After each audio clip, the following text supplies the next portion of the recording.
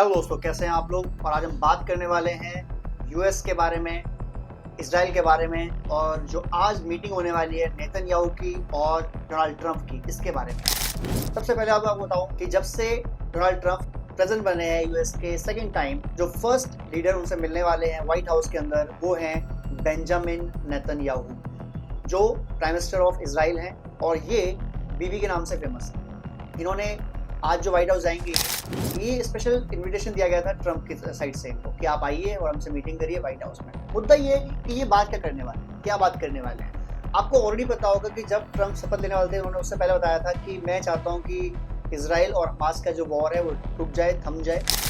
और आप देख भी रहे थे कि काफ़ी सारी डील साइन हुई, हमास और इसराइल का युद्ध रुका हुआ है इस टाइम, और काफ़ी सारे लोग वापस जा रहे हैं वेस्ट बैंक रहने के लिए, उस जगह गाजा जा रहे हैं रहने के लिए जहाँ पर वो लड़ाई के टाइम से थोड़ा दूर रुके। और काफ़ी सारे जो बंधक थे उनको भी हमास ने रिलीज़ किया है इसराइल के लिए। यानी एक अच्छी चीज़ है जो पीस थोड़ा सा बड़ा आगे। लेकिन इसमें बड़ा गेम क्या है, बिगर गेम क्या है? तो बिगर गेम ये है कि इसराइल और अमेरिका मिल के ईरान के पर काटने वाले हैं। अगर कोई लड़ाई होती है अब डोनाल्ड ट्रंप के शासन में, तो दो लड़ाई सबसे बड़ी संभावना है। पहला, जो इसराइल और अमेरिका मिल के ईरान को मारेंगे, और इसकी लेटेस्ट ट्रेलर सामने भी आ गया है। अभी कल ही के रोज़ यूएस ने, यानी ट्रंप प्रशासन ने, जब से ट्रंप प्रशासन आया है, जब से ट्रंप प्रेसिडेंट बने हैं, पहला हमला उन्होंने किया है हूती के ऊपर। और हूती कौन है? हूती विद्रोही ग्रुप है यमन का, जो कि सपोर्टेड बाय ईरान है। तो पहला अटैक वहां पर किया गया है। इससे ही मालूम चलता है कि आगे की प्लानिंग क्या है। आपको पता होगा कि जब लड़ाई शुरू हुई थी इसराइल और हमास की, हमास ने जो पहले हमला किया था, उसके बाद इसराइल ने लगभग 1.5 साल तक उनको मारा। लगभग हमास को पहले निपटाया, हिजबुल्लाह को निपटाया, हूती को मार रहे हैं वो लोग, और अब उनका टारगेट जो है सीरिया भी उन्होंने लगे हाथ निपटा दिया, वहाँ भी उन्होंने असर साफ कर दिया। यानी 3 जगह जहाँ ईरान का कंट्रोल था, जो असर सरकार थी वो ईरान और रूस के सपोर्ट से चलती थी, तो सपोर्ट था काफ़ी हद तक, तो वहाँ तीनों जगह उन्होंने साफ कर दिया। हूती भी चल रहा है लड़ाई, इससे पहले हिजबुल्लाह निपटा दिया, हमास निपटा दिया। निपटाया मतलब ये नहीं खत्म हो गए वो, ऑब्वियसली थोड़े बहुत तो हैं, पर उनकी पावर को लगभग उन्होंने 20-30 साल पीछे कर दिया है मार मार के। यानी अब उनको सेम पावर गेन करने में कम से कम 20 साल लग जाएंगे, जो कि इम्पॉसिबल है नेक्स्ट। क्योंकि जो एक ज़मीन से लिंक था सीरिया के थ्रू हमास पहुंचने का, हिजबुल्लाह पहुंचने का, वो काट दिया इसराइल ने।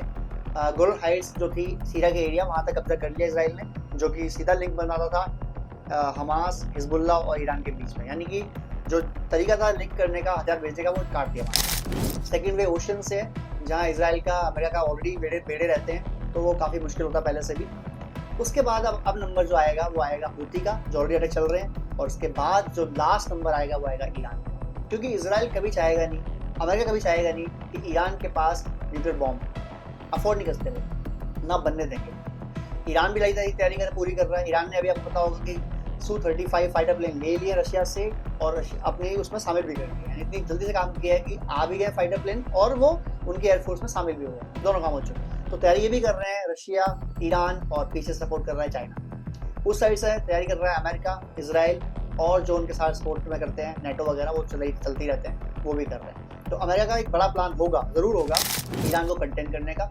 और ट्रंप ने पहले भी कंटेन कर रखा था ईरान को। या तो वो प्यार से कर लेगा, डील साइन करा लेगा, या वो फोर्स से करेगा, पर वो ईरान को किसी भी हाल में न्यूक्लियर बॉम्ब नहीं लेने देगा, ये गारंटी है। दूसरा वॉर जो होगा, जो फ्यूचर में आ सकता है, वो है वो चाइना चाहते हैं लड़ाना, या ताइवान में, या इंडिया।